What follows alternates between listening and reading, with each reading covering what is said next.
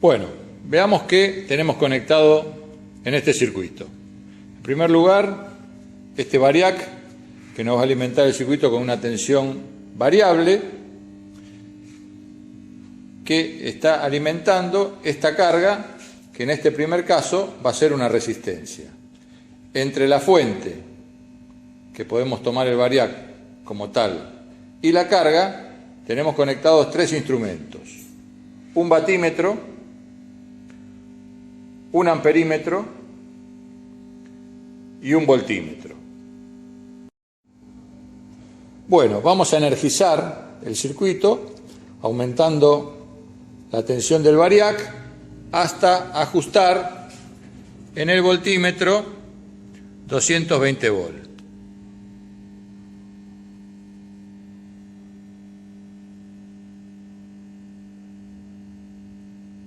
Ahí estamos, 220 volt.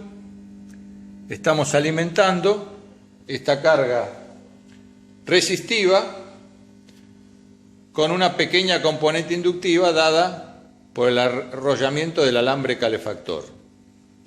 Entonces, en estas condiciones, con tensión nominal aplicada a la carga, vamos a medir los valores de tensión, 220 volt, de corriente, 2,1 amperes, y potencia, estamos en el alcance de tensión de 240 volt y alcance de corriente 5 amperes. Alcance de corriente 5 por alcance de tensión 240 son 1200 watts. Dividido las 120 divisiones de la escala nos da 10 watts por división. Y en esta condición el batímetro está indicando 46 divisiones, es decir, 460 watts. Si hacemos las cuentas de los que acabamos de leer, tenemos que la potencia era 460 watts activa y la potencia aparente la calculamos como la tensión por la corriente. Quiere decir que esta cuenta de 460 sobre 220 por 2,1 nos da un coseno phi de 0,995. Muy cercano al 1, pero no llega a ser 1 debido a la componente inductiva que tiene el arrollamiento del alambre.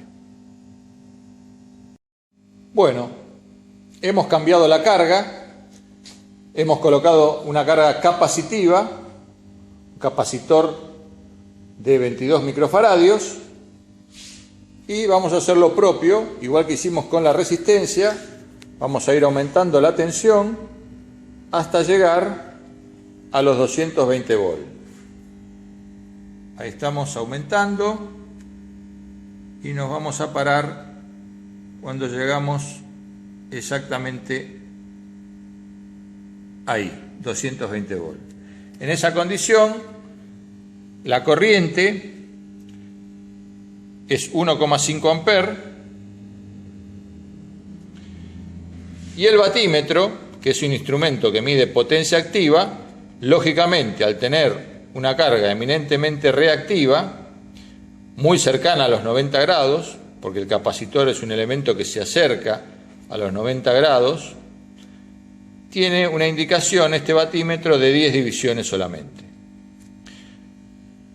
Con los tres valores que hemos tomado, de tensión, corriente y potencia, entonces ahora estamos en condición de calcular el coseno phi. El coseno phi va a salir de la cuenta entre los 10 watts que indica el batímetro y la potencia aparente que le estamos suministrando al circuito, 220 volt por 1,1 amperes. Eso da un coseno phi de 0,041, es decir, muy cercano al 0, muy cercano a un phi de 90 grados.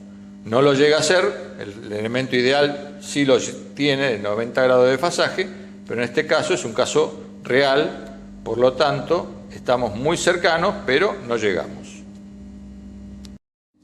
Muy bien, vamos a realizar nuevamente la medición utilizando, en este caso, una bobina con núcleo de aire.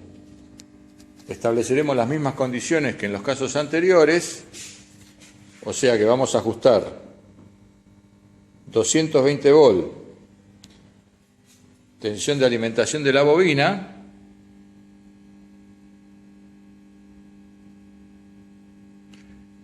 Ahí estamos llegando.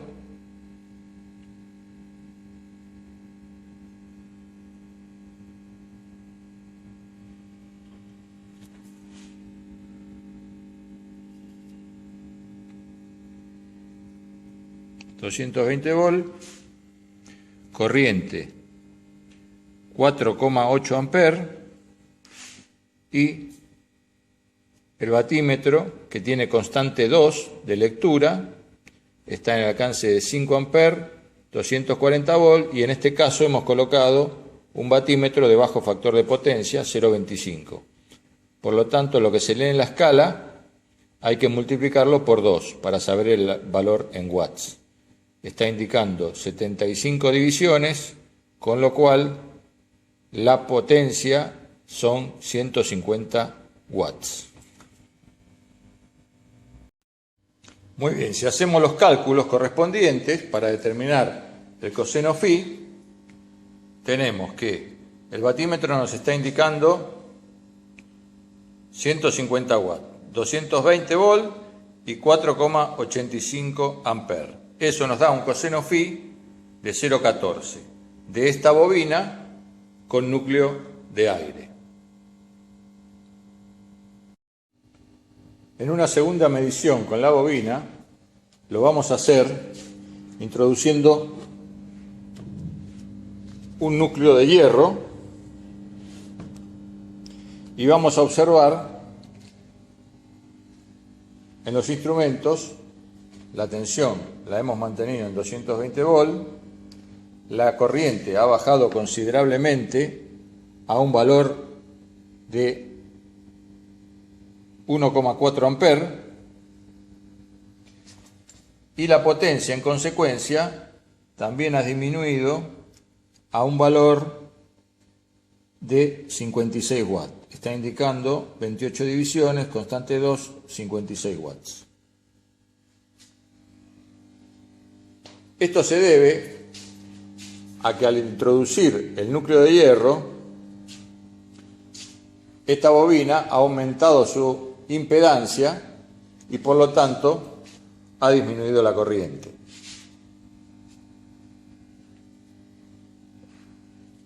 El coseno phi ha pasado a valer, según los cálculos, 56 watts en el batímetro, 220 volt en el voltímetro y 1,4 amperes en el amperímetro, nos da un coseno phi 0,18, levemente superior al caso anterior, porque lógicamente en el núcleo también se está disipando una potencia en forma de calor, por lo tanto el coseno phi nos está dando un leve acercamiento hacia el lado resistivo, de 0,14 que teníamos sin núcleo a 0,18 que tenemos con núcleo de hierro.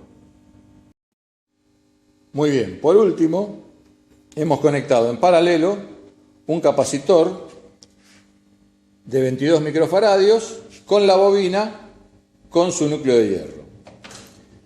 Si en estas condiciones vamos a los instrumentos, seguimos teniendo ajustados los 220 volt, ahora la corriente ha disminuido considerablemente a 0,3 amperes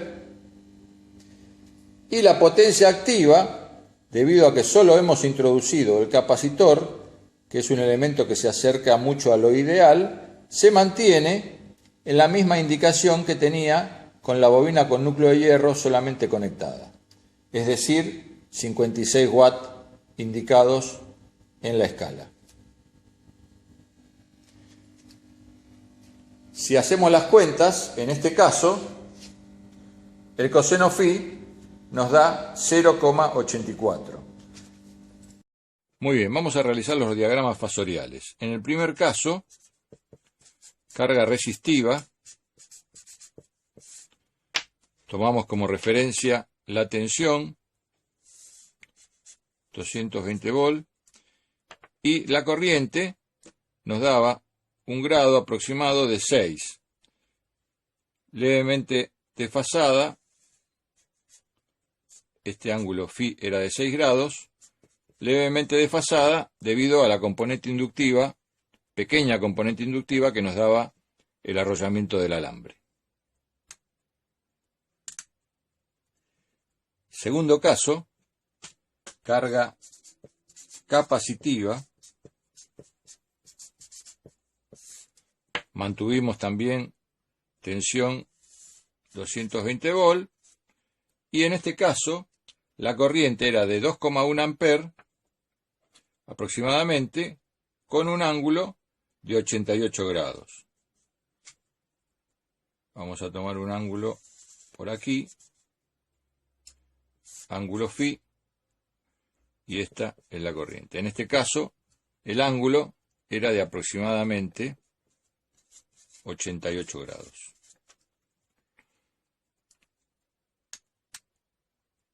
El tercer caso correspondió a bobina con núcleo. Tensión, seguimos manteniendo 220 volt. En este caso, la corriente era cercana a los 5 amperes y el ángulo 82 grados. Lógicamente aquí la tensión adelanta de la corriente, por lo tanto lo vamos a ubicar en esta posición correspondiendo el ángulo φ a aproximadamente 82 grados. Esto, como todos los diagramas, incluidos los anteriores, gira en este sentido. Pasa primero la tensión, si me paro por ejemplo aquí, pasa primero la tensión y luego la corriente, lo cual significa que la tensión está adelantando de la corriente en un valor de 82 grados. El tercer caso correspondió a bobina con núcleo. ¿Qué pasaba aquí? La tensión seguía siendo 220 volt, ahora el ángulo se había reducido unos pocos grados, llegando a los 80 grados aproximadamente. La corriente en este caso bajó considerablemente a 1,4 amperes con respecto al anterior que era cercana a los 5 amperes. Esto debido a que la impedancia de la bobina al introducirle un núcleo aumentó. En este caso el ángulo había sido aproximadamente 80 grados. Si nos paramos aquí, carga inductiva con núcleo, pasa primero la tensión, después la corriente. El diagrama gira en este sentido. El último caso fue bobina con núcleo y capacitor. Tomamos como referencia, como siempre, la tensión, que era 220 volt, y lo que hacemos de la composición del caso de bobina con núcleo y capacitor por separado. En el caso del capacitor, habíamos diagramado un valor de corriente y del capacitor de aproximadamente 2,5 amperes, con un ángulo de 88 grados aproximadamente. Y en el caso de la bobina con núcleo, la corriente era de 1,4 amperes aproximadamente y el ángulo nos había dado 80 grados. Es decir, un ángulo menor al capacitivo y una corriente también menor. Y de la bobina con núcleo había sido aproximadamente 1,4 amperes, con un ángulo de aproximadamente 80 grados. Si hacemos la composición de estos dos valores,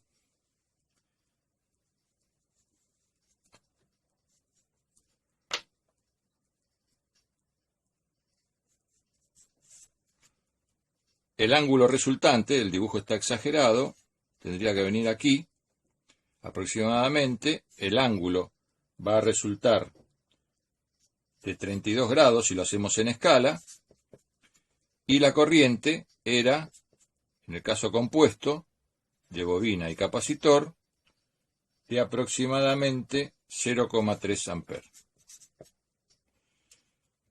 En resumidas cuentas, este diagrama nos está girando en este sentido, por lo tanto, si nos paramos aquí, pasa primero la corriente resultante y después la tensión, con lo cual tiene un comportamiento en preponderancia capacitivo.